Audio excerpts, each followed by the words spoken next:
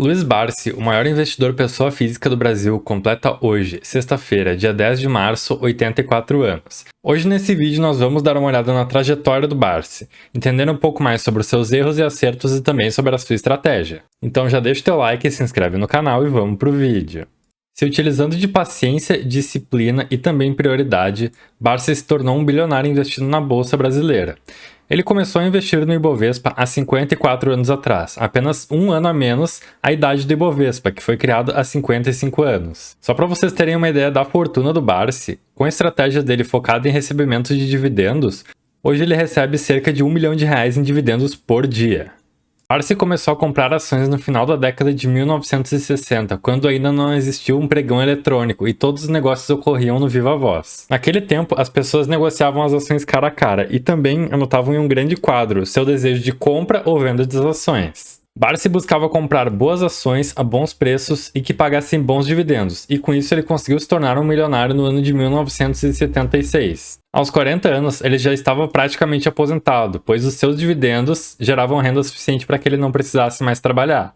E em 2022, o patrimônio do Barsi era de quase 4 bilhões de reais. Isso só mostra a força de se investir em boas ações, boas pagadoras de dividendos e pensar sempre no longo prazo. Então o Barsi é a prova viva de que essa estratégia faz sentido e que, se nós pensarmos sempre no longo prazo e investirmos em boas empresas, nós podemos chegar muito longe. Vamos passar agora para alguns acertos e também erros da carteira do Barsi. Passando para o primeiro dos grandes acertos, Unipar Carbocloro. Então, eu inclusive já fiz um vídeo sobre a Unipar, eu vou estar deixando aqui no card acima do vídeo, caso vocês queiram conferir mais sobre o que a empresa faz e sobre mais do histórico dela, certo, pessoal?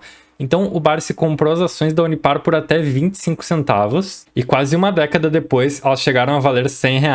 Então, o Barsi foi comprando ali a diversos preços, chegou a comprar a R$ 2,10 e depois fez grandes compras a 25 centavos e a 40 centavos, chegando a acumular 10% do capital da empresa na época. E alguns anos depois, ele chegou a acumular 20% do capital da empresa.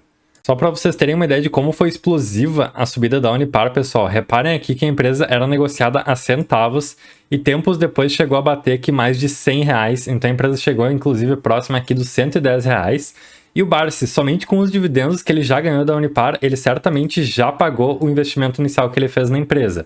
Ou seja, a empresa mais do que se pagou para ele tanto em rendimento quanto em dividendos. Detalhe que mesmo se nós formos descontar a subida da inflação, pessoal, a Unipar subiu mais de 3.000% somente em 10 anos. Ou seja, o Barsi conseguiu acumular uma fortuna gigantesca somente com isso e é um dos grandes acionistas da empresa, com 20% do capital social dela.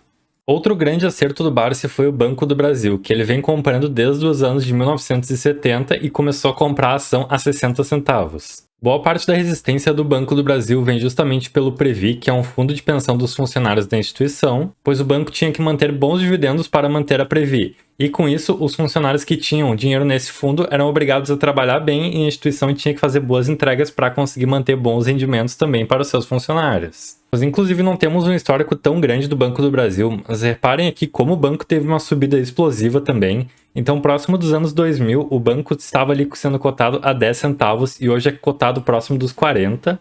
Então, mesmo com crises, interferência governamental e tudo mais, o banco vem se provando muito resiliente com tudo que acontece no Brasil e vem tendo grandes entregas para os seus investidores. O mesmo acontece com a indústria de papel e celulose. Então, o Barsi começou a comprar em 1970 ações da Klabin por 14 centavos o papel. E a empresa, que é centenária, vem se mostrando extremamente resiliente e fazendo boas entregas para os seus investidores.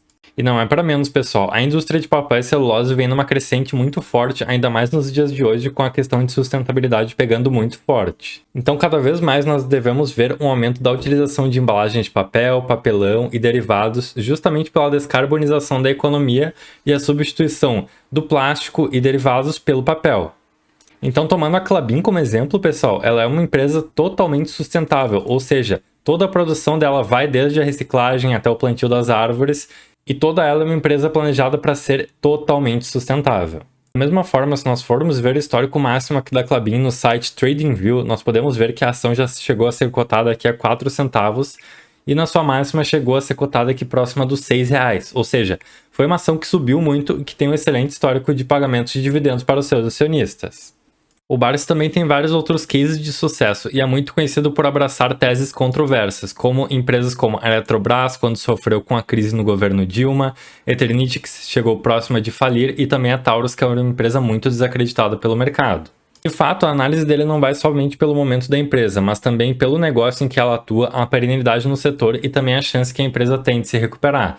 E dessa forma, ele pode pagar muito barato por ações que podem se valorizar muito. E justamente pegando essas empresas como exemplo também, pessoal, reparem a subida explosiva da Taurus, que se recuperou muito forte, passou por uma bela reestruturação e hoje paga excelentes dividendos, e também para a Eletrobras, que ali perto dos anos de 2016 caiu muito forte também com as políticas do governo Dilma, que simplesmente acabou com a indústria de energia e veio depois de uma recuperação muito forte e ainda foi privatizada. Mas nem só de acertos vive o Barsi, pessoal. Então, o conhecido como rei dos dividendos acabou tendo sim alguns percalços no seu caminho, tendo grandes prejuízos em bancos em que ele já investiu. Então, por exemplo, bancos como Banco Econômico, Banco Nacional, Banco do Progresso e Banco Bandeirantes, que quebraram na década de 90, trouxeram grandes prejuízos ao Barsi e inclusive acabaram afetando a sua renda mensal. Outro caso emblemático é o da Oi, que nos anos de 2012 era uma gigante no setor de telecomunicações do Brasil e fez a promessa de pagar 2 bilhões de dividendos e mais 8 bilhões até 2015. Então, por esses motivos, o Barsi optou por entrar e comprar os papéis da companhia. Acontece que para a Oi conseguir honrar esses dividendos, a empresa iria fazer um empréstimo, o que acaba totalmente com os fundamentos do banco, justamente porque não é do interesse do investidor que a empresa se endivide simplesmente para poder fazer entregas para ele. Um investidor que pensa no longo prazo sabe como isso afeta a empresa e essas dívidas acabaram realmente com a Oi.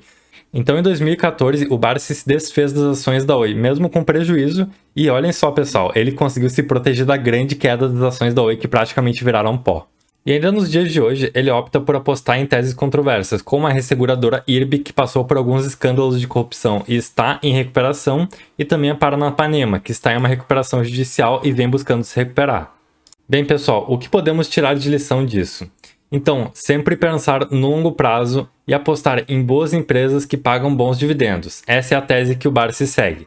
Além disso, ele com certeza opta por pegar empresas que estão em recuperação e que podem ter uma boa crescente no longo prazo, justamente empresas essas que ele tem a perspectiva de que paguem bons dividendos no futuro também. Então deixem aí nos comentários, pessoal, o que vocês acham da estratégia do Barsi e o que vocês pensam das ações e da Bolsa do Brasil para o futuro. Espero que esse vídeo tenha sido útil para vocês. Muito obrigado por acompanharem o canal. Não se esqueçam de deixar aquele like e se inscreverem. E é isso, pessoal. Um abraço para todo mundo. Tchau, tchau.